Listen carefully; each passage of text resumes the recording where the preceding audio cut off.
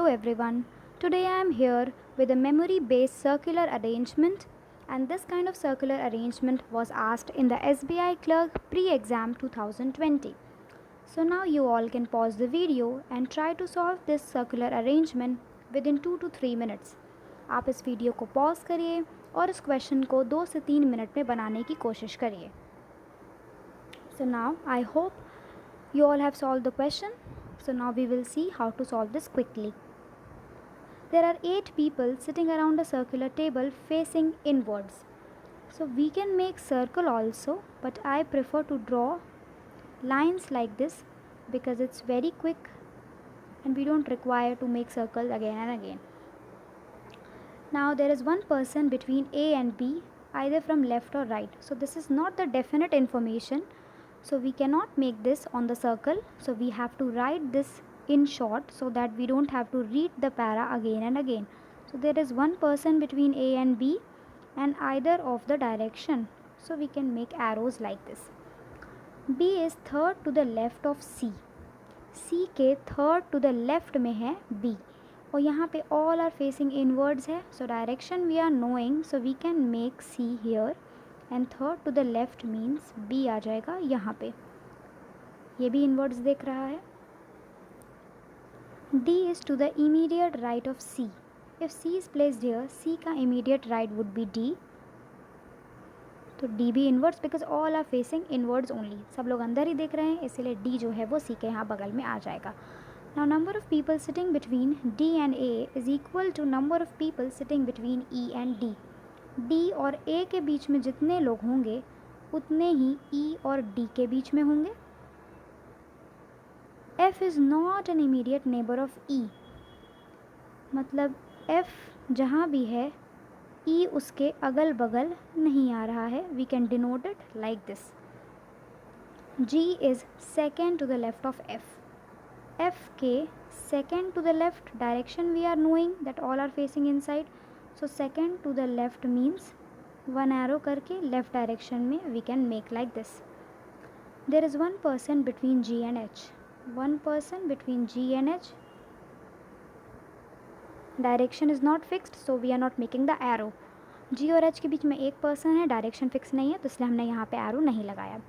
Now we have to see from which condition we can start.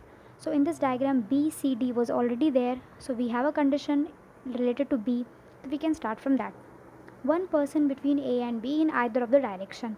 Means B के right side में भी A हो सकता है, लेफ़्ट साइड में भी. तो एक पॉसिबिलिटी में तो हमने यहाँ पे ले लिया. अब हमें दूसरी पॉसिबिलिटी बनानी होगी, इसलिए हम दूसरी पॉसिबिलिटी में B को यहाँ पे बना लेते हैं. ये भी इन्वर्स फेस कर रहा है, उससे एक छोड़ के A जो है वो हमारा यहाँ पे आ जाएगा. ये पॉसिबिलिटी हो गई. So we can cancel this. Now number of people between D A will be equal to number of people between E D. D और A के बीच में यहाँ पे एक ही पर्सन था, तो यहाँ एक छोड़ के E जो है वो हमारा यहाँ पे आ जाएगा. Similarly in this possibility also there is one person between D and A, तो E जो है वो हमारा यहाँ आ जाएगा. This also we have done, so we can cancel this condition. Now E is not an immediate neighbour of F. अब यहाँ पे E के अगल बगल F नहीं आ सकता, सो यहाँ नहीं आ सकता, F यहाँ भी नहीं आ सकता. तो F के लिए there is only one place left in this possibility. अब इस पॉसिबिलिटी राइट साइड वाली पॉसिबिलिटी की बात करें तो यहाँ पे E तो ठीक है, यहाँ F नहीं आ सकता, फाइन, लेकिन F यहाँ भी आ सकता है और यहाँ भी आ सकता है. So instead of making third possibility we will try to solve this question in this left possibility only. अगर इसमें नहीं सॉल्व होता तब हम आगे राइट साइड पे मूव करेंगे.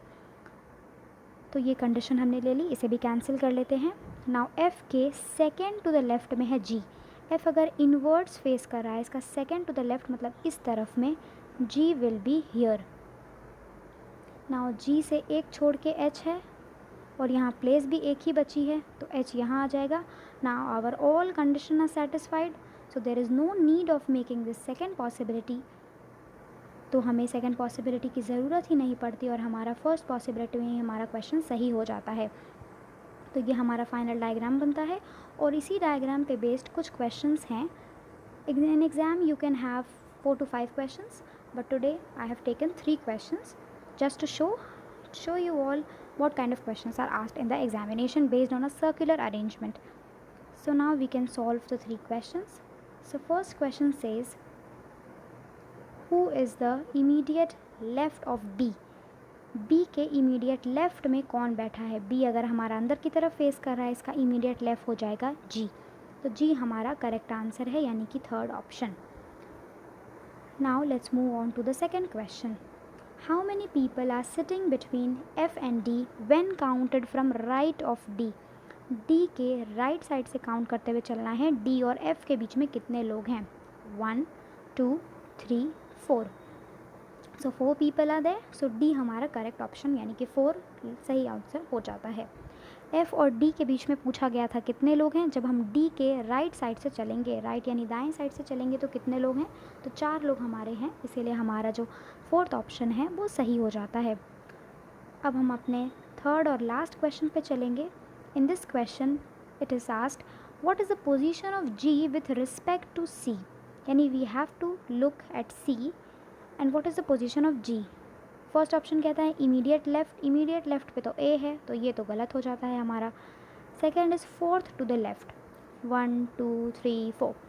सो ये हमारा सही है.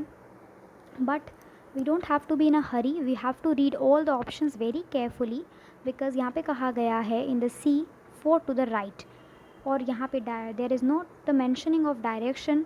सो 4 to the right is also correct. 1 2 3 4. So both B and C is the correct options. So in exam we have to read the options very carefully. So that's all for today. I hope you liked the video. If you liked the video, subscribe to the channel so that you will get more such videos in the upcoming days. Thank you.